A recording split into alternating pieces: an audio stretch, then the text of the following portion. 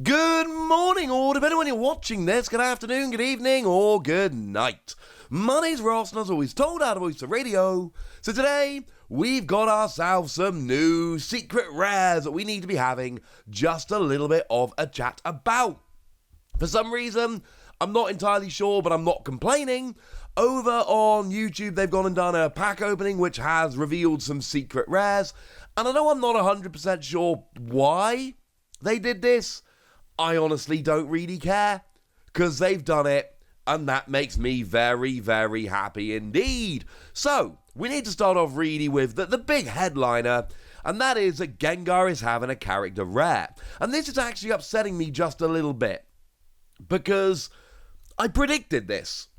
The problem is, I didn't predict it in any way that you could have seen it. I was going to pop it in a video today or tomorrow. I luckily hadn't bothered recording that yet.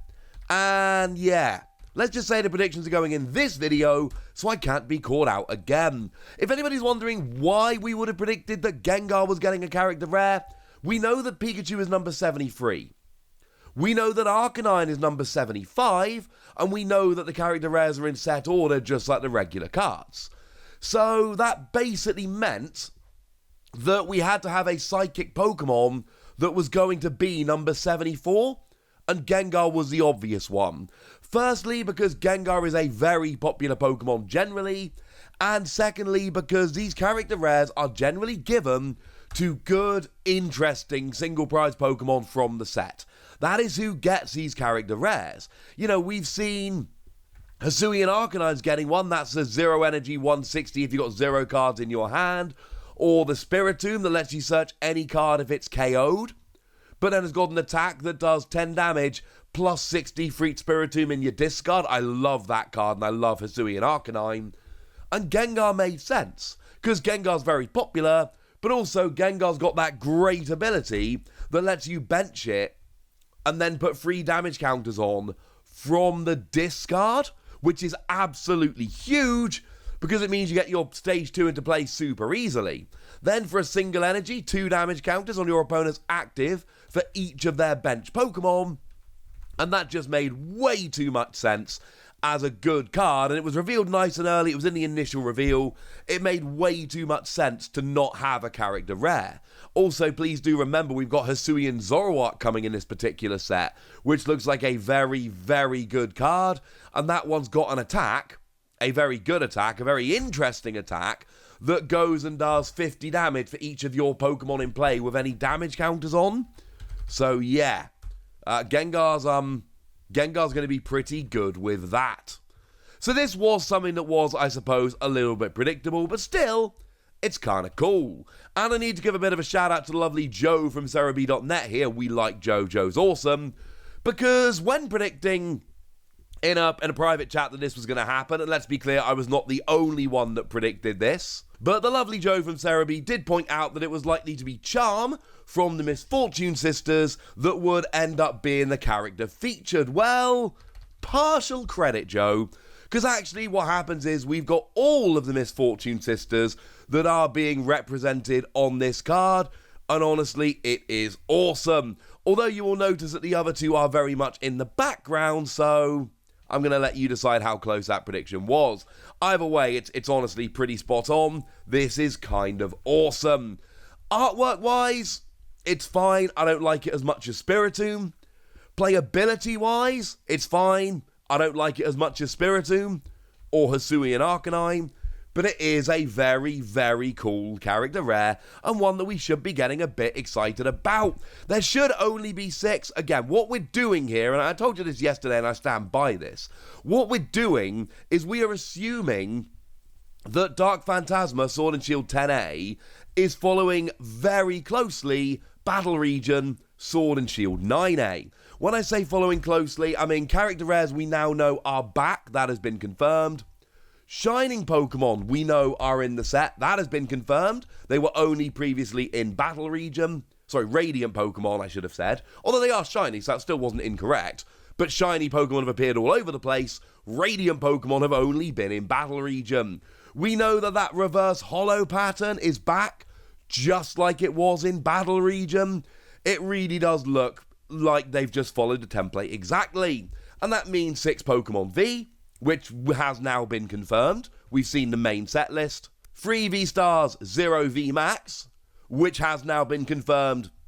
We've seen the main set list. And it means 6 character rares and 2 character super rares. Now, character super rares, I showed you Enamorus yesterday, and I also told you that assuming we follow what happened in Battle Region, and by now I've been pretty clear that I think we should, that means that there will be 3 Pokemon V in the set that don't get V-Stars. Do remember I said 6 Pokemon V, 3 V-Star, and that 2 of the ones that didn't get a V-Star would get a character super rare. While we know Enamorus is one of them, so that leaves us with either Gallade or Hisuian Electrode. And yes, Gallade is in Legends Arceus, and yes, Gallade is not an unimportant Pokemon, but I still think Hisuian Electrode has got to be the number 1 choice. Although, let's be clear, I feel like 99% confident it's going to be one of them. I don't feel 99% confident it's going to be Electrode. Now, in terms of the character rares, we can do a little bit of digging here as well. Because if we have a look at the list so far, we're expecting 6. And again, I'd be stunned if that didn't happen. We don't know what 72 is. We know that 73 is Pikachu, 74 is Gengar, 75 is Hisuian Arcanine, and 76 is Spiritomb. Those have all been confirmed. We've seen them. We've seen the numbers. But we also know that these character rares go in set order. So we know that character rare 72 is going to be a grass-water Pokemon. Grass or water. And we know that for an absolute fact, because again, they go in set order, and Pikachu is the first lightning Pokemon in the entire set. It has to be a grass or water Pokemon, and at this stage, although it's the one I desperately want, I actually think it's going to be Hisuian Basculegion. And look, I told you yesterday this is what I wanted. But now that we've sat down and actually gone through this, I do believe this is the one that makes sense. All of the character rares are important, interesting Pokemon that could impact the metagame. It's why we saw Hoot Hoot in the previous set in Battle Region, not Noctowl, because Hoot Hoot was basically a counter to Pokemon Capture, things like that. So that's why that ended up getting it, which I think is extremely cool. But that means when we're trying to look at who the character rares are going to be, we need to look at interesting cards, ones that were revealed early, ones that are a bit more hyped, and Hisuian Basculegion fits. Could be Parasect, which has an interesting ability. Could be Beautifly, which has an interesting ability. But I'm honestly not buying it as either of those two. I think at this stage it is going to be Hisuian Basculegion, and that's actually extremely cool and makes me very happy indeed. As for the last one, it needs to come after Spiritomb in the set. So there are a couple of Darkness Pokemon after Spiritomb, and then we've got Metal, Dragon, and Colorless.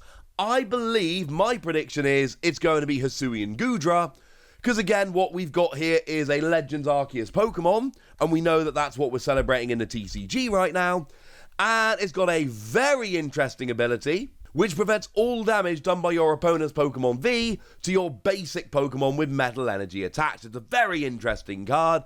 I do believe that's going to end up being the one they choose. It cannot be Crobat, incidentally, because Crobat comes before Spiritomb in the set. So although Crobat might have been a decent shout, it can't be Crobat. We know for a fact it can't be Crobat. There is no space for it to be Crobat. The only other one I could see them doing is Snorlax, because Snorlax is a very popular Pokemon, and it does have it's interesting enough. Prevent all effective attacks other than damage done to it. It's not great. I do think Basculegion and Goodra, the Hisuian versions, I do think they are by far the two most likely to get character rares. I do not know that for a fact. This is a prediction. What I know for a fact is that the first character rare, number 72, has to be a grass or water Pokemon, and that the last one has to come after Spiritomb, which leaves a couple of Darkness Pokemon, and then your Metal, Dragon, and Colorless. The other thing that was revealed today is Full Art Magnezone V, and I don't have a huge amount to say about Full Art Magnezone V. We know that all the Pokemon V get Full Arts. They always do. It's just the way it is.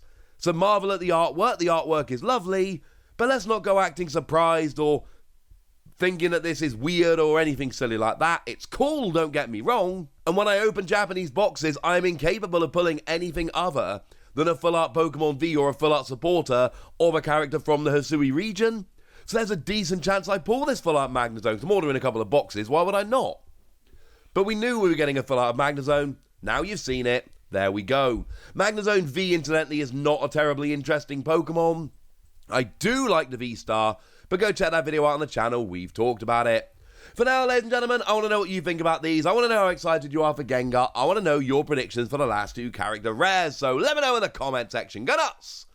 Be nice! And then make sure you like this video, subscribe to this channel, follow me on Twitter at TheWasi, and Twitch for some live action at twitch.tv/PTCG Radio.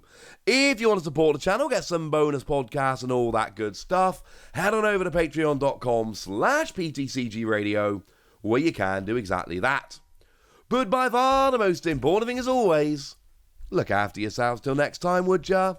Thank you very much for watching. My name's Ross, and you've been watching PTCG Radio.